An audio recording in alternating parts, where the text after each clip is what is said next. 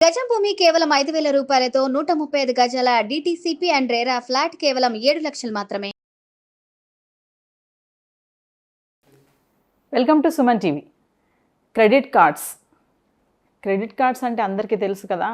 Shopping చేస్తాం మనం credit card పెట్టి. అవసరం ఉన్నా అవసరం లేకపోయినా కూడా క్రెడిట్ కార్డ్ ఉంది కదా అని వెళ్ళి షాపింగ్ చేసే వాళ్ళు కూడా చాలామంది ఉన్నారు. మరి credit cards, multiple credit cards ఉండడం వల్ల అడ్వాంటేజెస్ ఏంటి, డిసడ్వాంటేజెస్ ఏంటి, అసలు క్రెడిట్ కార్డ్ ఏంటి, మరి దీని మీద మరిన్ని విషయాలు తెలుసుకోవాల్సి ఉంది కదా. మరి మనతో పాటు నందూరి రవికుమార్ గారు ఉన్నారు, బ్యాంకింగ్ రంగ నిపుణులు. మరి సార్ని అడిగి అసలు మల్టిపుల్ క్రెడిట్ కార్డ్స్ ఉండడం వల్ల లాభమా నష్టమా సార్ని అడిగి తెలుసుకుందాం. నమస్తే సార్. నమస్తే సార్.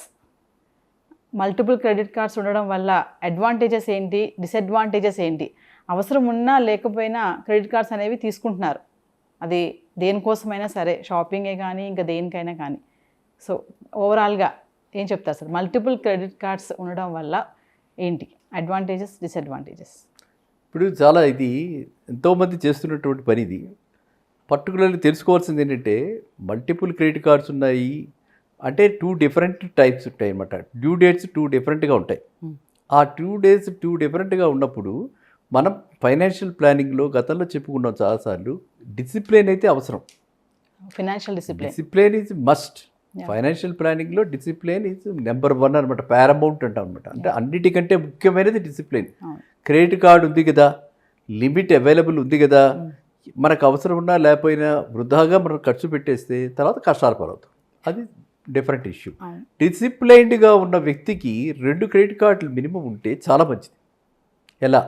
ఒకటి 10th డ్యూ డేట్ ఉంటుంది, ఇంకోటి 25th డ్యూ డేట్ ఉంటుంది. ఈ 10th దాకా 50 డేస్ మనం ఫ్రీ క్రెడిట్ ఎంజాయ్ చేస్తాం. ఎవ్రీ క్రెడిట్ కార్డు ఒక ఫ్రీ క్రెడిట్ మనకి టైం ఇస్తుంది అనమాట. ఏ కార్డు వాడాలి అని మనం నిర్ణయించుకోవాలి. కార్డు స్వైప్ చేసేటప్పుడు కార్డు వాడికి షాప్కీపర్కి ఇస్తాం కదా, షాపింగ్ అయిపోయాక ఏ కార్డు వాడాలి. ఇవాళ నుంచి 30 డేస్ మినిమం ఉన్న కార్డు వాడితే మనకి అంత ఫ్రీ క్రెడిట్ వస్తుంది. ఫ్రీ క్రెడిట్ అంటే ఏంటి? మినిమంలో మినిమం, ఎంత లేదన్నా రూపాయి వడ్డీ మనకి సేవ్ అవుతుంది. ఆ విధంగా 2 క్రెడిట్ కార్డులు మినిమం పెట్టుకుంటే చాలా మంచి అడ్వాంటేజెస్ ఉన్నాయి. అది కాకుండా ఇప్పుడు మీరు ఇందాక అన్నారు వేస్ట్ కానీ, ఒక్కోసారి అది ఇన్వెస్ట్మెంట్గా ఒకేసారి ఒక 5 పేర్స్, సంవత్సరానికి 5 పేర్స్ మా పిల్లాడికి కొందాం అనుకున్నా. ఇవాళ ఆఫర్ వచ్చింది. ఈ ఆఫర్ మళ్ళీ నెక్స్ట్ మంత్ ఉండదు. ఈ దీపావళి ఆఫర్ అయిపోతుంది. మళ్ళీ సంక్రాంతి దాకా నేను వెయిట్ చేయాలి. సంక్రాంతికి కూడా నేను కొనుక్కోవాలి, సంవత్సరానికి కూడా నేను కొనుక్కోవాలి. మన తెలుగు వాళ్ళు అంటే అందరింట్లో ఏంటంటే పండగలు అంటే ఏంటి, కొత్త బట్టలు.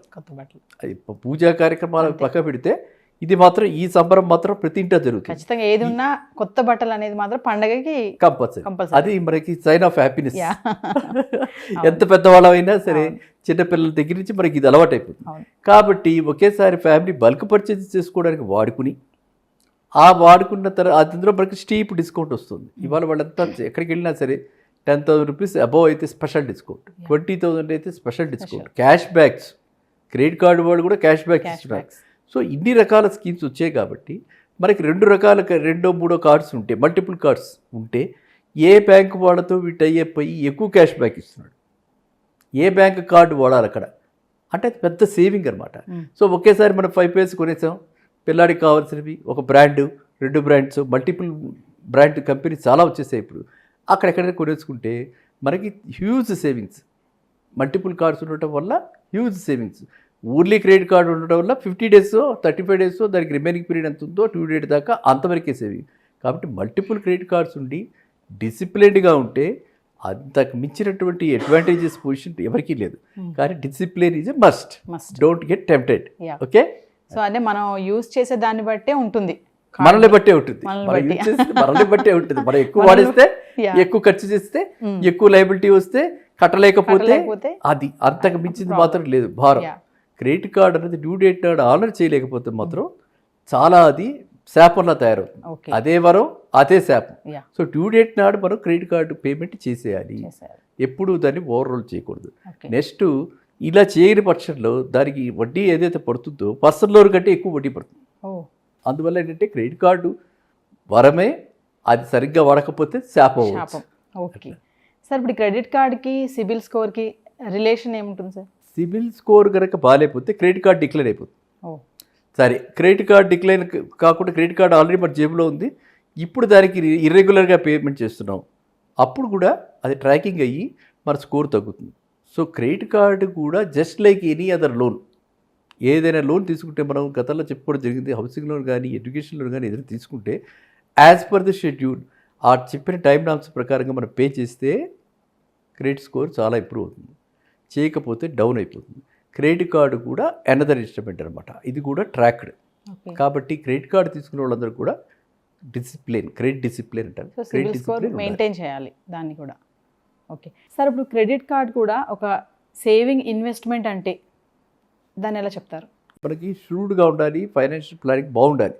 క్రెడిట్ కార్డు చాలా కంపెనీలు మనకు జాబ్ రాగానే వచ్చి మన వెంట వాళ్ళు పడుతున్నారు, ఇవ్వాలి తీసుకోండి సార్ అని తీసుకుంటాం. ఆ తీసుకునేటప్పుడు మనం అడగాల్సినవి కొన్ని ఉంటాయన్నమాట.